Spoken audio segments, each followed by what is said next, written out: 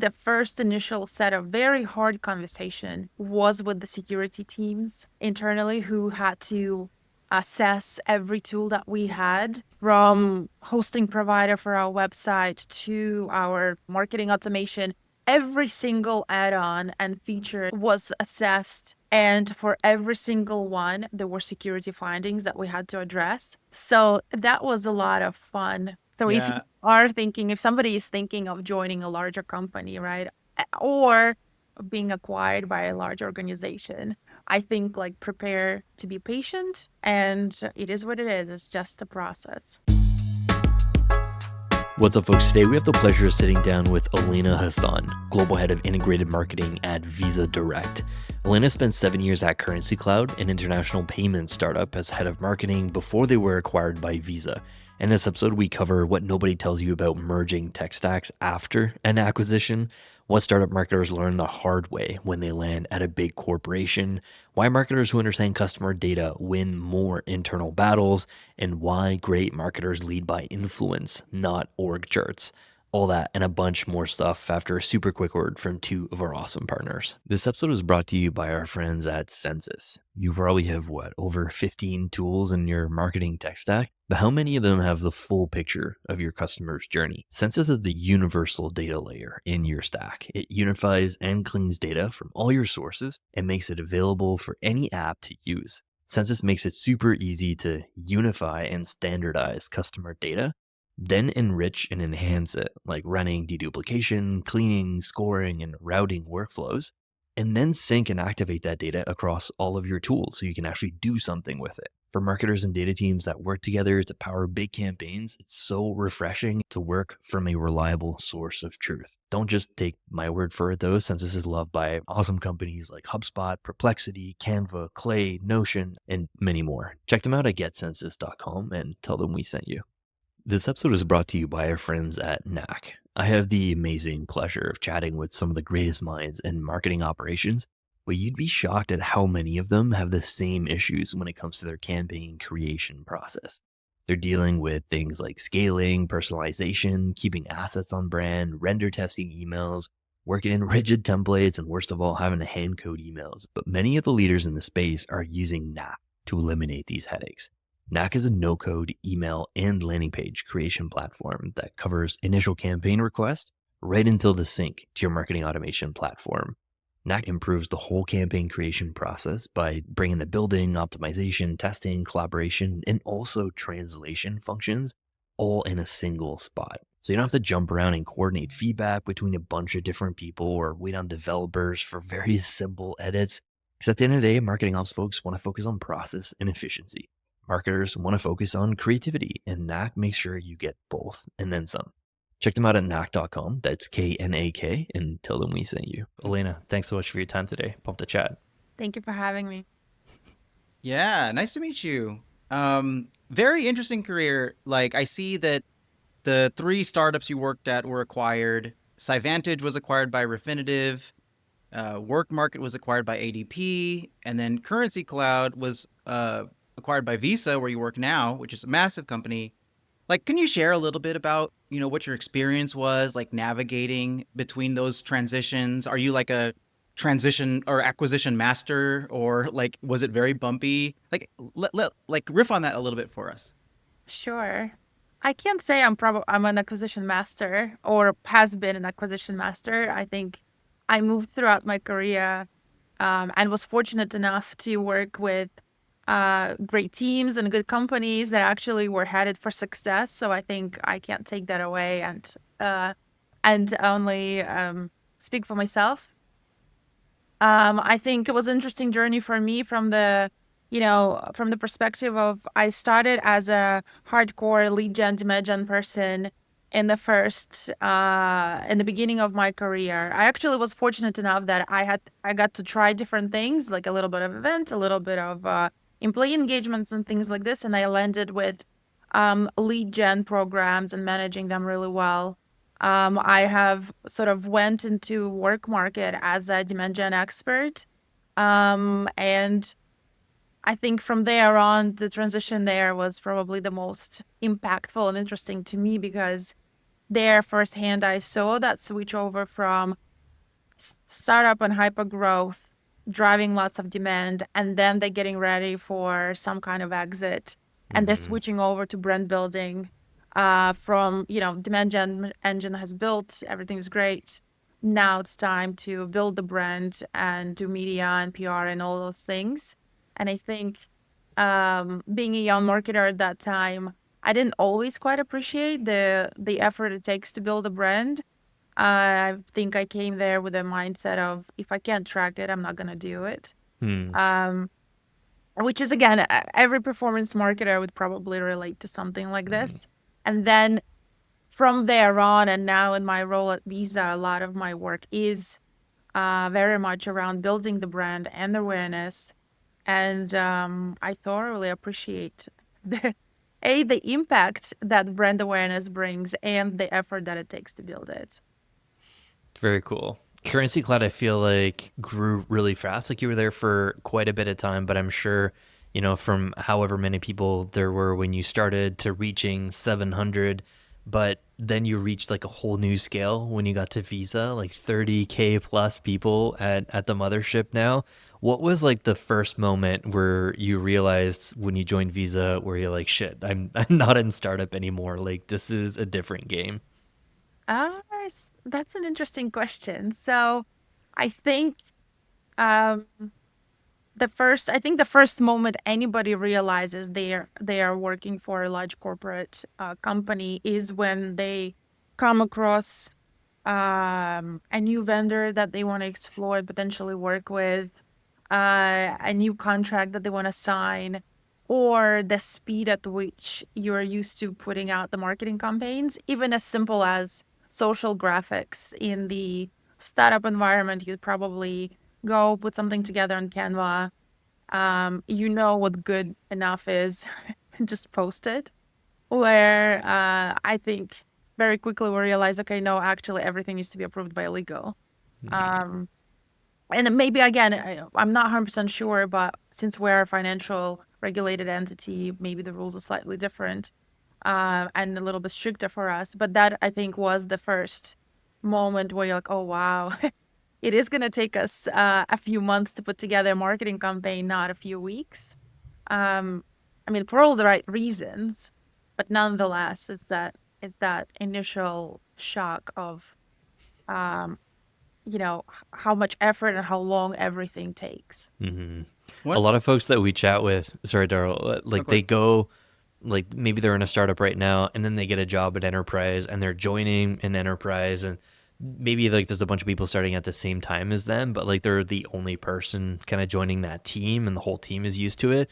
When there's like an acquisition, you had all of your teammates, maybe some folks left, but like the majority of folks probably went along with the acquisition. And so you weren't alone in that transition. You had a lot of folks to like chat with and manage that transition.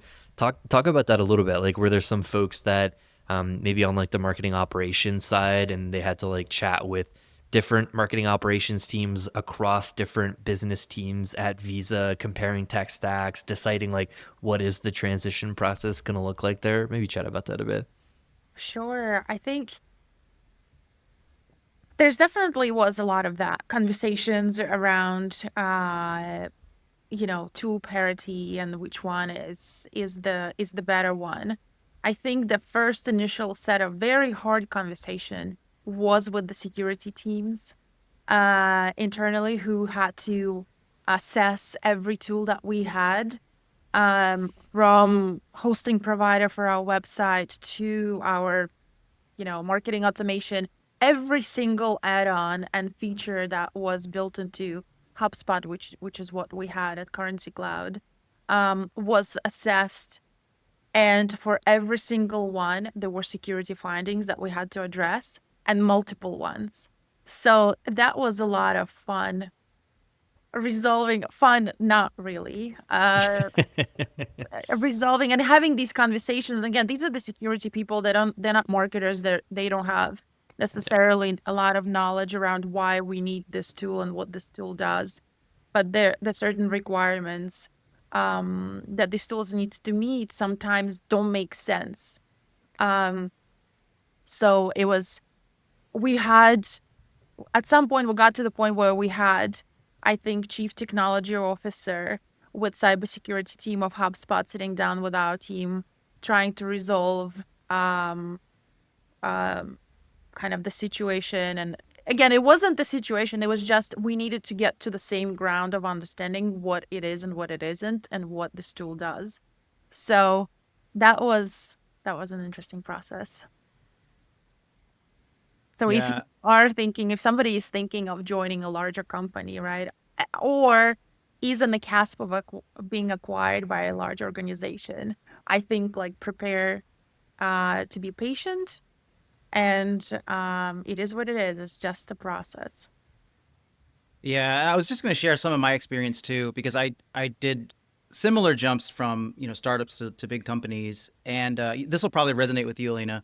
The feeling that I got was, on one hand, it's kind of like you're moving from like a small school to like a university or a college, where all of a sudden there's a ton of other stuff that's going on with hundreds of people in each class, but they're not part of your class. So at big companies, you don't meet everyone. You actually don't even meet everyone in your on like the marketing team, which is like a really weird thing, coming from maybe knowing everybody in the company.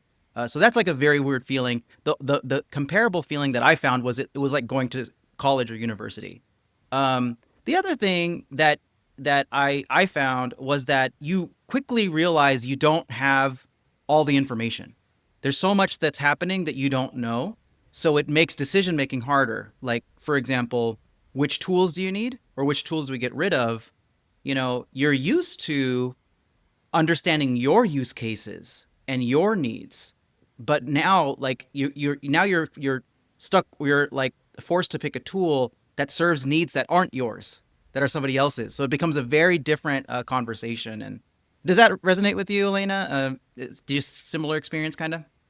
Yes, of course. And I think there are, I would add, I think I like your analogy of going from one school to another. I'd probably say it's probably going from um Montessori like school to a regular school where Mm. it's not, they're just different schools. They teach you, I think the level of education is probably quite the same, but the way they, the way you're taught is quite different. So I Mm. think that's how I would compare like large corporate versus a startup, when it comes to some of these tools and connectivity and things that you build there. Um, and both of them have the right to exist. It's just when this meeting happens, there is a lot of leveling that needs to happen. I think, um, again, in our case, it's my personal experience. I think was more around, and again, being in charge of a lot of the marketing ops side of things. I think it came to the point where people were just like, "Who's this Elena? And why is she doing all these things?" Right? Like, I think there's just comes the moment where you understand, like, you are knowing every single person Mm. at this point on multiple teams, and you have to understand, like, okay, well, is it still worth it, or do we just, embrace and comply and actually like learn something new about the tools that exist, and maybe they're like a better fit for us now. And I think in some cases we found that to be true. Mm. Did you also, after an acquisition, and you've been through several, did you get the feeling like the larger company was coming in and sort of like telling you what to do, or like messing up the great stuff that you've built? Or was that a different feeling?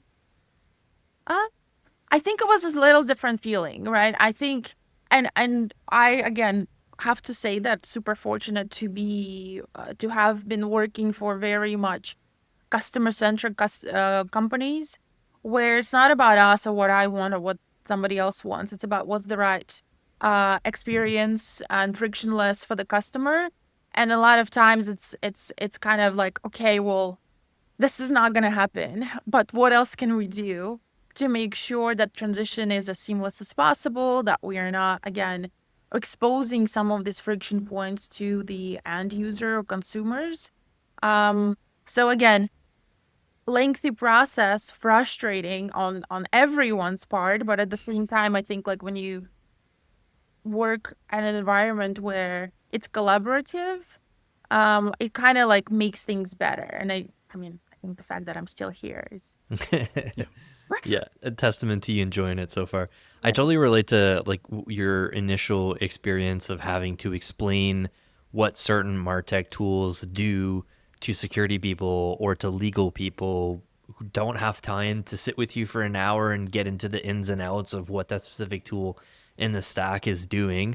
How much time did you spend like reading uh, data privacy policies and figuring out that whole side of customer data? Like you were probably maybe a bit closer to that at Currency Cloud because you were already in a regulated industry in fintech, and there was a lot of, you know, red tape and more consideration around the data that you're being sharing across different tools and stuff like that. But when you got into Visa and there was a lot more conversations about, do we need this tool? What is that tool?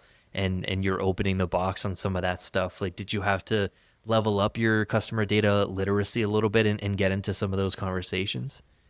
Yes, definitely. I was lucky enough to have a chief data privacy officer at Currency Cloud Nice. who was taking us through this acquisition.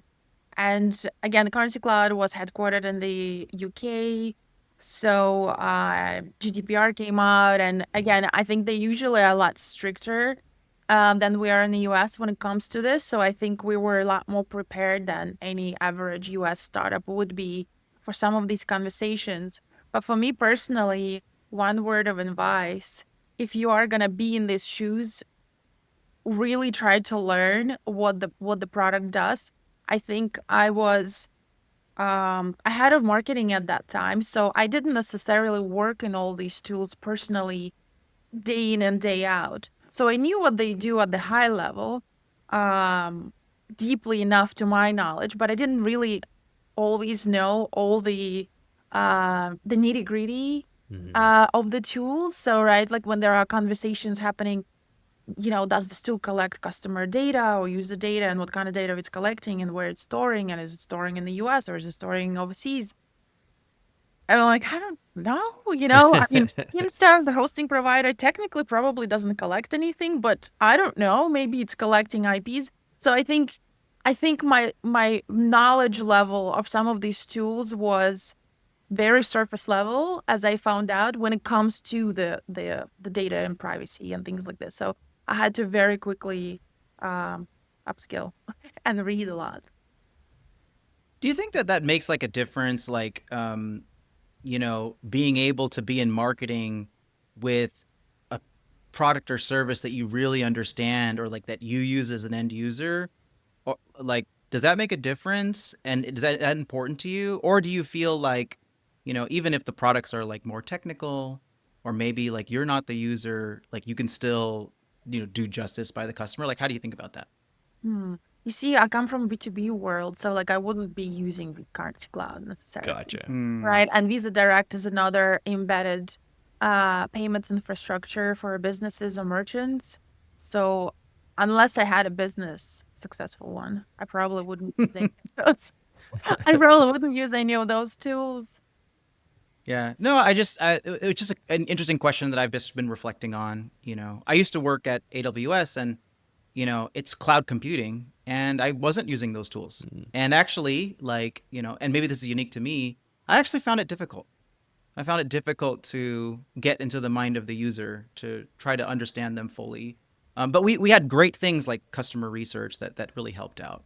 But Yeah. I find like, for example, I find my work now a little bit more meaningful, to be honest, just because like I understand how important it is to help people get jobs, and it's like Mm. a little bit more tangible for me. But Yeah. hey, I just wanted to know if it was the No, same. so you feel that personal connection. I know what you mean. Yeah.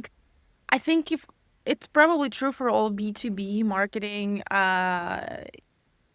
you know, there is this perception that you're selling into a company and to some heartless unknown entity that you're marketing towards. You know, like it's because what is a merchant? What is a business? What is a small medium business like SMB? People say SMB, but what is it exactly? It doesn't really have anything that you could latch onto or introduce any like feelings or things like that. So I think it's super super important to really understand the ideal customer profile, and in terms of like especially personas that you're going after, who at this business cares about using this product. Is it operations person? Is it a compliance person? Is it a person who's in charge of delivering great products? I think for us, it's probably like a head of product who, whose job it is to make sure that the product that they create, and again, product, I mean, some sort of payment solutions like P2P remittances or tap to pay and things like this. They're trying to create consumer future that's frictionless, that's easy, that's in their wallet, that gives them freedom and ability to send money to their parents or children overseas without delay instantly and things like that, right? So it's important to feel what they feel, almost to kind of like um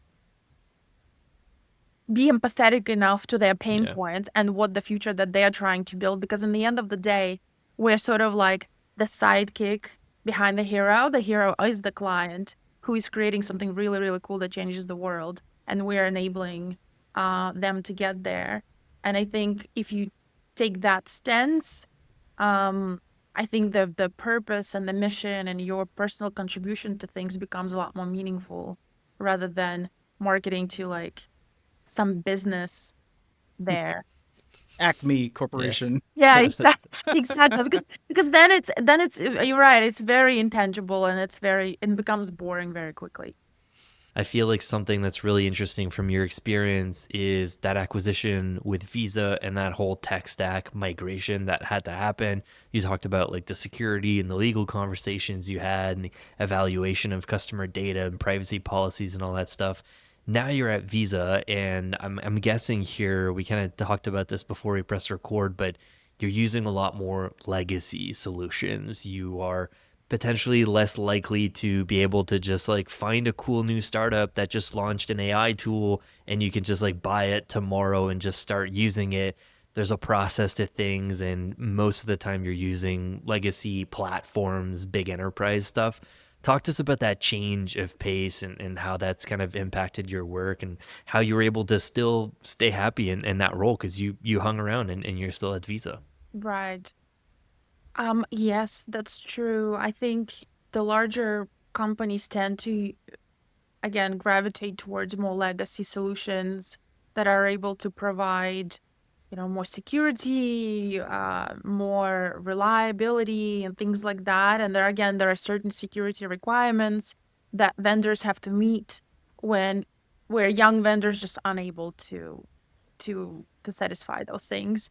And that's normal. So I think transition. I think it was interesting because I I went on a journey on the curve from like, oh my God, what are we gonna do? We won't be able to do any demand, like Jen, it's all dead, right? Towards towards understanding how much, first of all, those legacy tools are not bad. They're legacy. They're probably not as loud, and they probably, don't do a lot of cool, funky stuff. But they genuinely have a lot of the core functionality that you need. And also, I've realized that we had so many tools, but we haven't really used those tools to the 100% of their capacity. We would get a tool Mm-hmm. upon a tool upon a tool and use like maybe, 50, 40, 80% of each tool. When you're so tooled up, it's so hard to really like, you know, to juice it out of those tools to the degree that we thought we are. So with not having a lot of choices, we've learned that, oh, well, actually, everything that we were doing before, we still can do. It's not a huge big deal, and as it turned out, we weren't doing like crazy impressive stuff. Just tracking the basics and making sure it's all connected and stuff. Yeah, we lost some of the ability, I think, to collect data or store data or certain things, but to my surprise, it didn't hinder our ability to deliver results, which means again, I think, that race to arm yourselves with more tools potentially could be a hype Yeah. sometimes, you know? Yeah, it's marketers are very keeping up with the Joneses, envious of their colleagues and competitors. They say oh, they're using all this intent data, multi-touch attribution, real-time customization stuff. Yeah. But then Martech FOMO. yeah, it's like Yeah. FOMO. But barely anyone's actually really using it effectively, and it just to your point, it takes away from things that usually really work to begin with. So yeah, good one. Maybe chat about your current role right now, Elena. Maybe some of the upsides of being part of a larger enterprise now compared to your previous startup experience. Like we hear a lot of the negatives of people being an enterprise, and it's slow and it's a grind. There's a lot of red tape, but it's a lot Right. of upsides of being on the enterprise side too. Like the funding and the access to resources and the quality of teammates and the ability to have promotions laterally and change teams. Maybe chat about that for a bit. Sure. I definitely think what you touched on just now around the quality of talent and the depth of skill sets that people have at a large organizations is hard to match in a startup. And I was there. I was that one person team in some cases where I did analytics and insights and Martech and paid media and Google search and everything, right, under the sun. It meant I knew a lot of things, but not deeply enough. It was the best I could do, and it was good enough. But I think when you go to a larger enterprise, you get to meet really talented people and really, really smart people who know things to such a degree that I thought I knew how Google Analytics works, right? And they know it 10 times more. Having access to insights and analytics team who actually have deep knowledge, backed by data of um, how customers behave, what cohorts of customers turn to have higher LTV and why, and things like that. I think that's the luxury that you don't have working for a startup.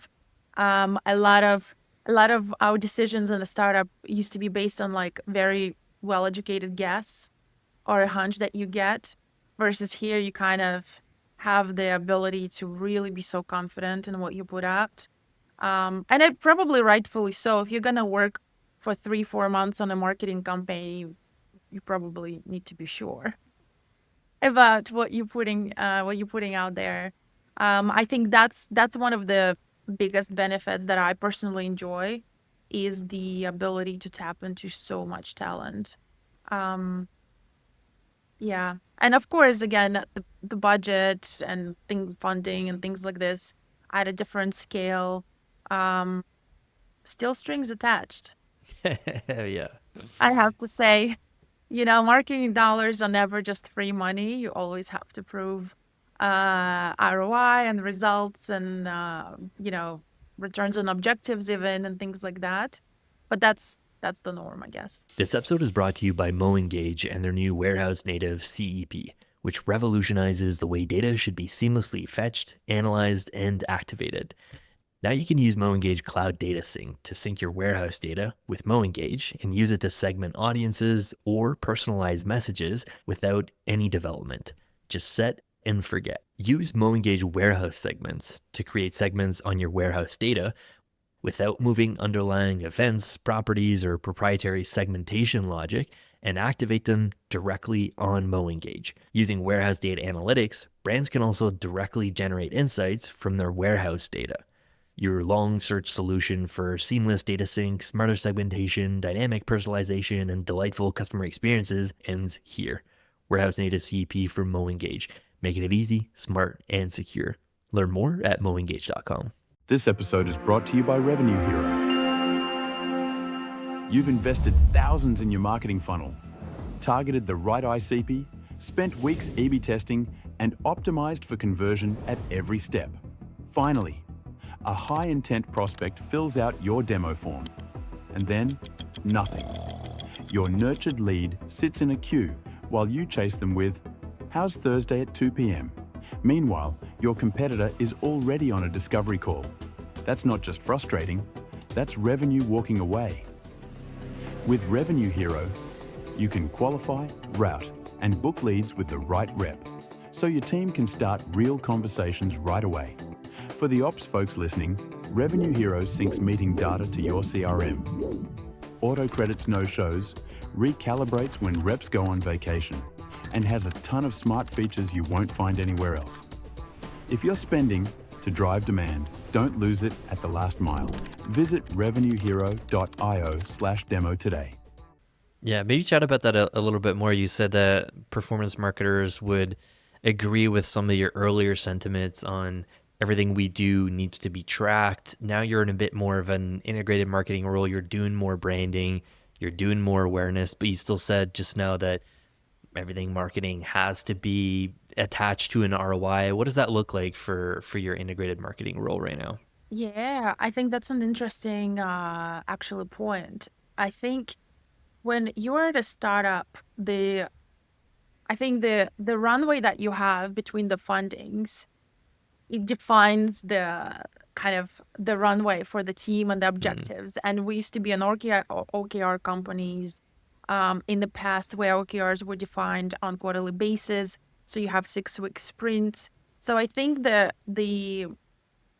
kind of like this the time frame for you to be able to put something together, put it into the market, make it work, and then see it work and bring some sort of results is so short that in reality, it's almost not how marketing works, and that's why a lot of times and I was that person, as a highly focused performance-based demand gen marketer, if I don't see, leads coming in next week, that's it. It's not working for us, right? Like your capacity to have that appetite to burn cash for a long period of time or invest into something without much return is very small. I think at the larger company, we are working on yearly objectives. So I have the whole year to prove something, right? Which means when it comes to brand activations and things like this, I can totally engage in things like buying signage at large conferences that have some sort of impression measure in general in terms of foot traffic, but it's not something that I could see online how many people actually walked by the sign or something like this, or do an airport takeover and things like that. But it means that I can measure our brand awareness unaided, this month, and then I can take the same measure at the end of the year.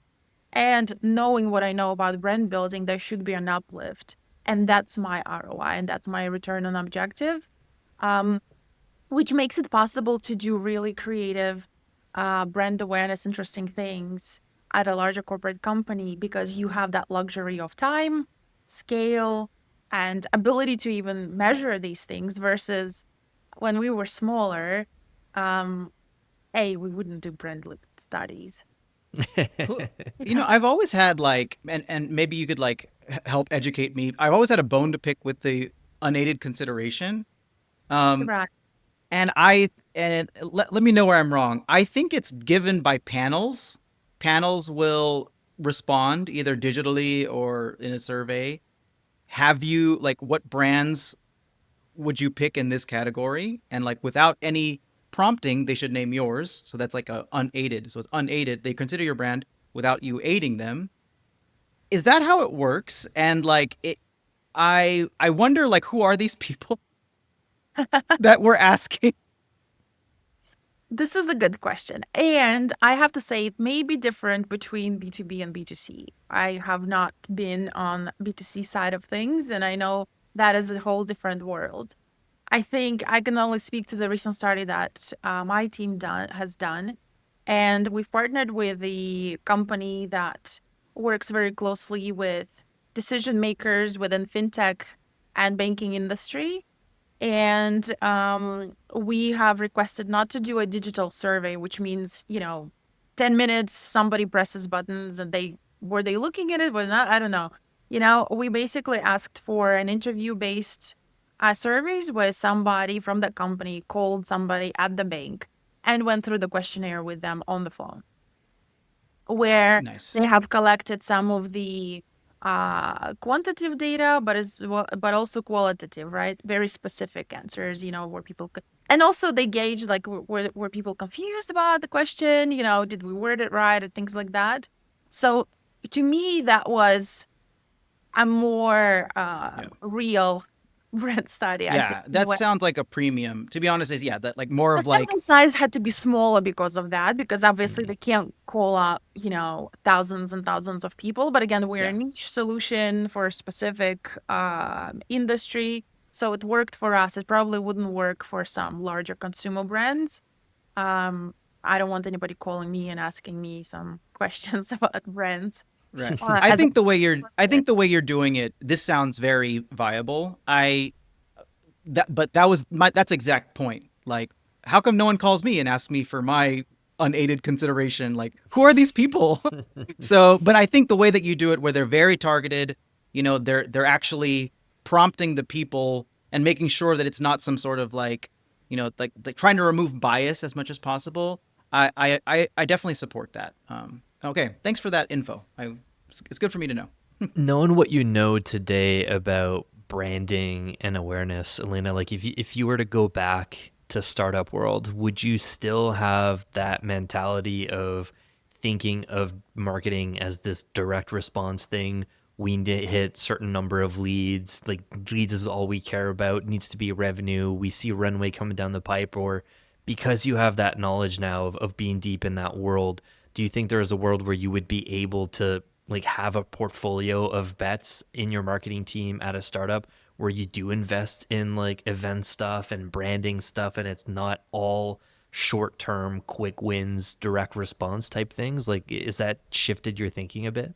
100% for Yeah. sure. I think brand is everything, and I also do believe not thinking in this sub-zero way where it's either we do branding or we do demand gen. Right. There is an opportunity to do both, and not everything has to be expensive. Um, but I think like startup leadership needs to be prepared to understand what branding is really about. You see some great startups and they probably invested very little money in brand awareness, quote unquote, that requires a proper PR company and campaigns and things like this. But they are founders, super vocal, they have a podcast, speaking on conferences, right? Like I think brand building can take multiple shapes, depending on the capacity and ability of the leadership team and the budget.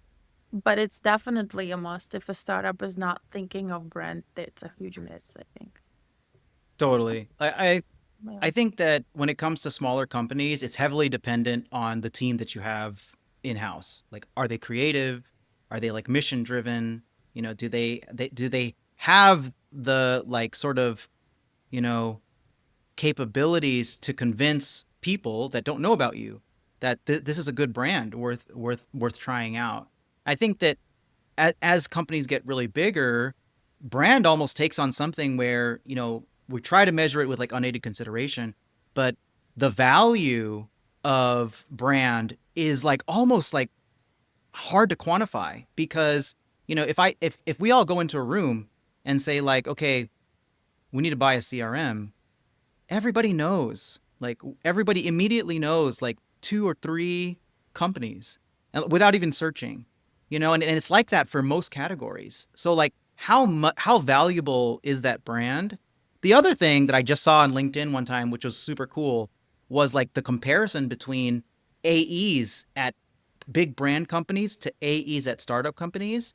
And like it just went to show that the brand did so much of the selling for the AE. So their checks were just high all the time.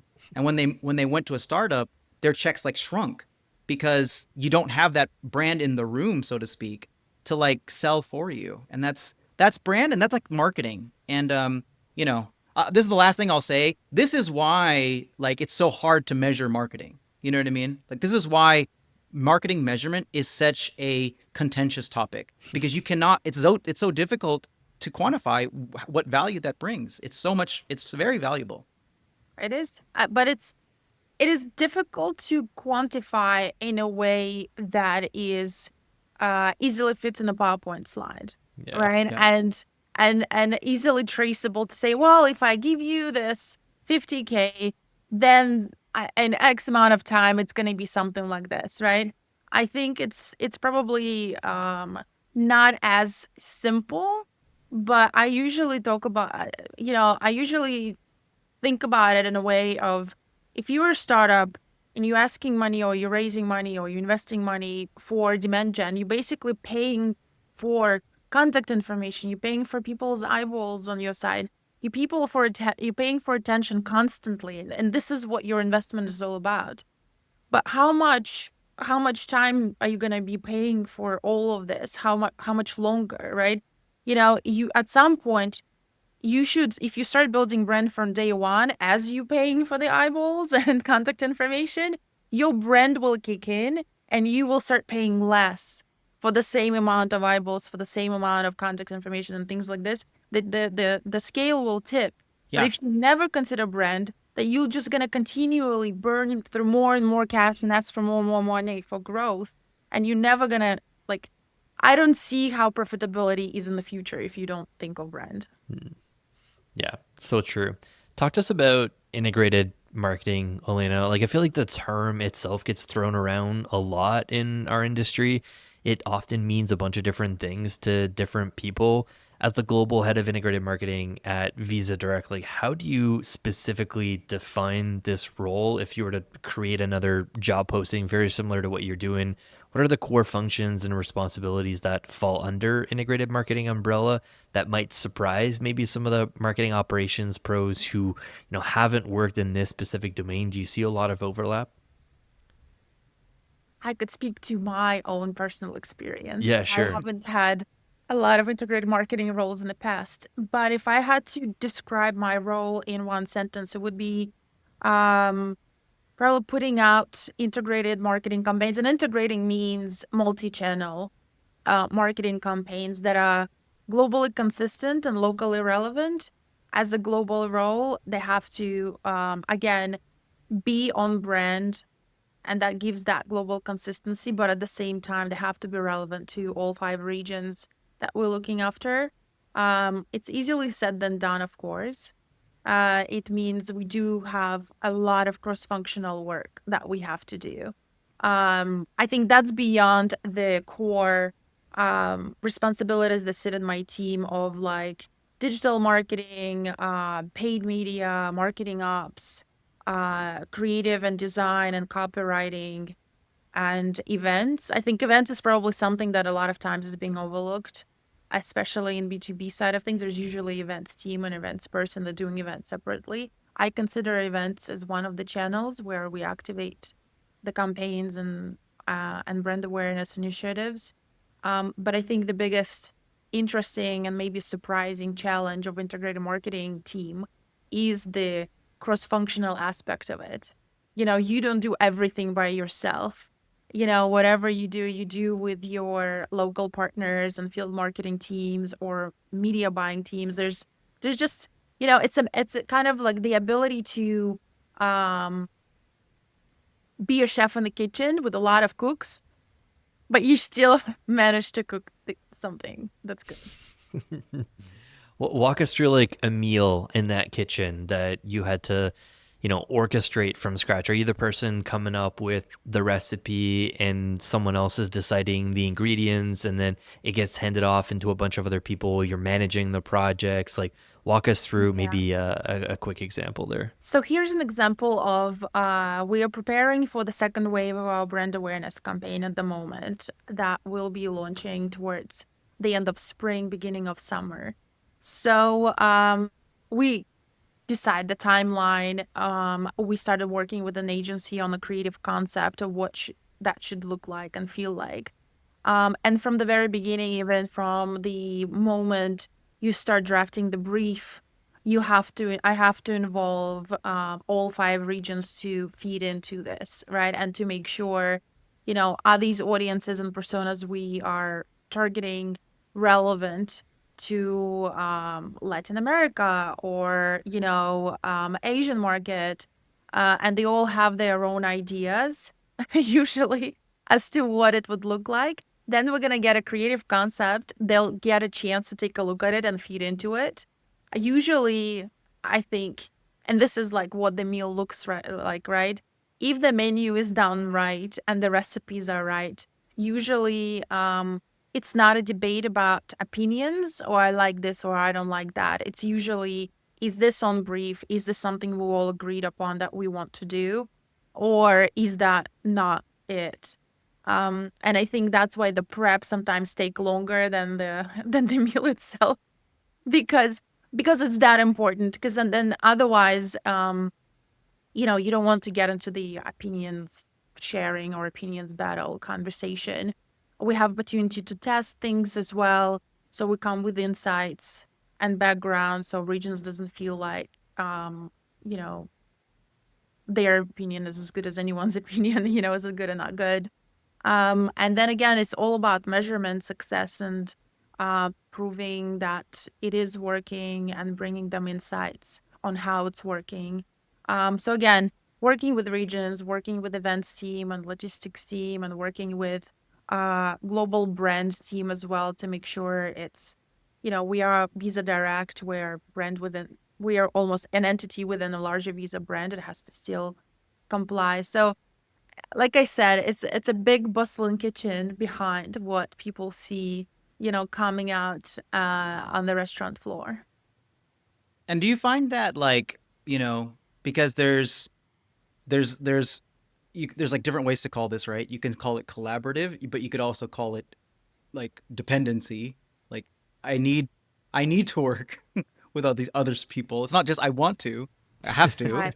So like, do you find that restrictive? Like, do the people on your team, sometimes feel like they're being a little bit slowed down, or do they enjoy the multifaceted aspect of it? Like, how do you think about that?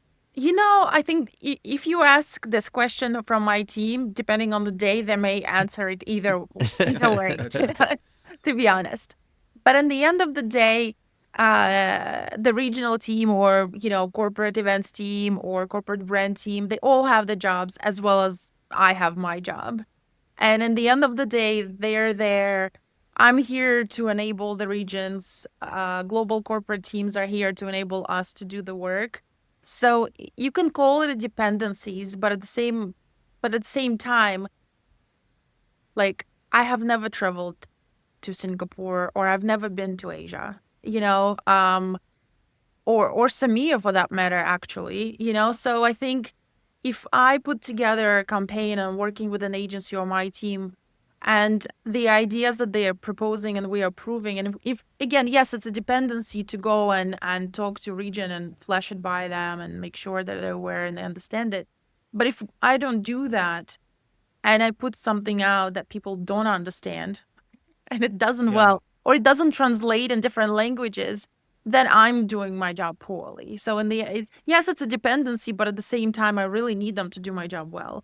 I think I'm trying to look at it that way, because otherwise you could just do horrible things. No, totally. Like I that resonates with me. Depending on the day, I Depending feel on the day. either constricted or like I feel great. Yeah. One of the depending things, on the certain teammate I'm stuck Depending on the collaborating team. with. Depending on the thing too, and depending on your day, sometimes you just go, I know if it's legal. why can't we just do it already? Exactly. There's always something.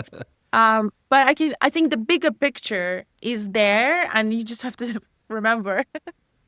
So one thing that I found that helps is that when you have like all of these different partners that you have to work with, I reframed it as like, this is like leadership. This is what leadership looks like. And that gets like a very bad rap sometimes. Like you say like, oh, you don't have to have people say you don't have to manage people to be a leader. And that's been said so much, it's a little bit trite now. But when you start to work with a lot of groups, you really do, that saying really does matter, because without strong leadership from either a central team or the project leader, things don't get off the ground. It's so easy to fall apart when you have so many different people working together. Yeah. And I found that I find fulfillment in the fact that I can lead people that don't report to me and get big things done that couldn't have happened with even like just my team alone. So No, that's 100% on point. I think a lot of younger up-and-coming management, they want to be a manager. I want to have my own team. yeah, But at the same time, I think the true leadership, to your point, comes from how much can you influence to people to your right and to your left. And if you can't do that, then that's not like true leadership, right? 100%. You're not able to move things along. And again, it all has to do with communication, being able to bring people on the journey. I think it's all about bringing people on the journey. Like, I know it sounds so cliche, but if you're not thinking of bringing people on the journey, they don't know, right? Your day to day and what you want and things like that. So I think learning, and again, I think it's probably number one advice to anybody who's early in their career: learn how to work cross-functionally really well. You don't need people reporting to you, Daryl, to what you said, to be able to achieve great things, and you know, and prove yourself, so to say. Right. To be able to bring impact without having a team, try that, and that is going to be super. Yeah, some of your favorite, like this is, and maybe Phil and Elena, you'll notice this. Some of my favorite people that I've admired usually were like not even team leaders. They were just really smart people that knew how to work across the org and then just get shit done. And they were like so smart, and you're just like, whoa, like that's what leadership looks like without a team. And you definitely, it's Yeah. possible, and you can do it. Yeah. Yeah. And that's probably one transition from a startup to enterprise is around like your work scope changes, right? Even people who have the same job title at one company, they move to another company, and the job title is the same, but the scope of work is different. What worked? It's probably sometimes reverse of the example that you gave of A's in a large company were just like booking deals because the brand was selling it, and we went to startup and they struggled to get that same business going. It could work the other way around, where someone was really, really good at their job at a startup, but now coming to enterprise, you're required to do more at a different level. And if you can't kind of uplift without, a pat on the back or a medal or promotion, it becomes very difficult to keep up with the culture. What are some of your practical tips or strategies that have helped you, especially at Visa, to bring those people with you along you with that journey, like collaborating, making friends, like building those relationships? Like, I wish I had that piece of advice that you just gave to folks earlier in my career, where you're just like, don't just keep your head down and do your work. Like, you need to bring people along that journey. You need to make those friends, those allies. Like, what advice, what tips do you have for actually doing that? I think, and I know it probably sounds cringy to somebody who is really young, but you have to talk to people, like not through Slack. I think this is very important because I I always tell my team, like, this person who's telling you a no or sending you this weird email didn't wake up this morning and said, you know what, I'm gonna ruin your day today. They're Totally. just trying to do their job too. Most likely they probably did not even understand what you want from them. They don't know you, they've never seen you, they've never spoken to you. You're asking them to do something. And they're probably like, yeah, what? I don't even know what you're talking about. Schedule a call, have a 15-minute call with the person, see them face to face, explain to them what you're trying to achieve, maybe ask for advice. Maybe they're not the right person. Maybe they could send you to the right person to help you out or to give you the proper advice. I think the human connection and the ability to communicate with people and sometimes cut through that, 50 email chains or like 3 days of slacking. Just pick up the phone. I think this is very underrated skill for a marketer, when you should just like quit drafting emails with AI and just pick up the phone and call somebody. And that's it. Sometimes that is the fastest, easiest way to solve things. Yeah, such great advice. I find people, myself included, are always nicer in person or on a call, like especially when you see their face. It's so much easier to just like be a bit more rough in your answer and like say no, we're not doing this. But then when you're on a call, like, you just like chat about the weather and like how are things going, and then they ask you that same question that you just said no to, like you're just like a bit more open to being friendlier, I guess. So yeah, it's good advice. It's sometimes easier said than done. Is myself, like I always default to asynchronous communications, especially when I was in a bigger team. Like those people are busy. I don't want to take up like a 50-minute of their time, because if I do that every single time and the 10 other people do that every single time, like we're just in synchronous meetings the whole friggin' day, and I've got a list of shit to do. And so it's hard to balance that. Like I want to be asynchronous and be productive and not like take over someone's calendar in synchronous meetings. But when it comes to like building those relationships, it's always easier to do that with like that human connection that doesn't exist in the written form. No, it doesn't. And I think another important skill that anybody could master is using the meetings as the forums effectively. If you're sitting in a meeting and you're just nodding your head or you're bored to death, you clearly shouldn't be there, or you're not using this time wisely. Because how many times did we all sit in the meeting and everybody's like, yep, sure, sure. And then you walk out of the room and you still have like 10 questions that you didn't ask because either somebody kept talking about something unrelated on a tangent and you didn't feel like interrupting, or then you got so bored that you completely dropped off in your mind and you decided, you know what, I'll ask it later. Like, be purposeful, I think, with time. To your point, exactly. Not everything needs to be a one-to-one. It means whenever you do have team meetings and things like this, make sure you're using them.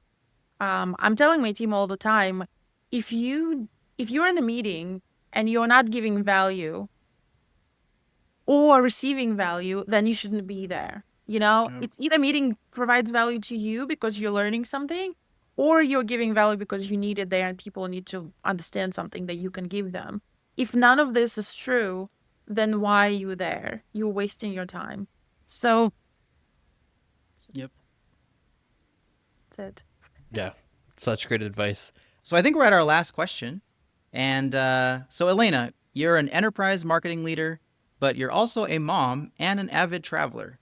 One question we ask everyone on the show is, how do you remain happy and successful in your career? How do you find balance between all the things you're working on while still staying happy? Who said I'm happy? I'm just kidding. You can cut this out. You don't have to answer that. I'm miserable. I don't. There you go. No, okay. I'll answer normal way. How do I stay happy while doing all these things? I think it's a good question. How does anybody stay happy? I think not taking yourself or life too seriously is probably a very good help. I think, there is a job that you do, and I find a huge amount of fulfillment and satisfaction out of what I do and who I work with and things like that. But there is always stress and problems and things and stuff, and it's a part of the job. And as the more higher position you hold, the more stress you have, potential, or different kinds of stress. So I think in the end of the day, you need to put things in the grand scheme of things. Like, this is the job and you do it the best you do. And, there's always stress and problems. Just like, again, in at home, I'm a homeowner. There's always something breaking. The pipes froze, ants came in spring. There's always something that you deal with on constant basis. It's just a part of life, and it's all like, a part of it, and you can't get too, serious, too stressed about things. I think it's all about managing stress. But I think just keep it balanced. Keep things in perspective. Great advice. Whatever happens, it's not the end of the world. Yeah, you still have a home, still have a daughter to take care of, and she doesn't care what happened at work and how stressed you are. Like, she's gonna tell you about her day anyways, whether you want to hear it or not. Yeah, and even at work, I mean, some projects are great, some projects are getting killed, and you know what? Maybe for the right reasons, and that's fine too. Let's just move on. Awesome. Really appreciate your time, Elena. This is super fun. Thanks so much for joining us. Thank you guys for having me. Enjoyed the chat.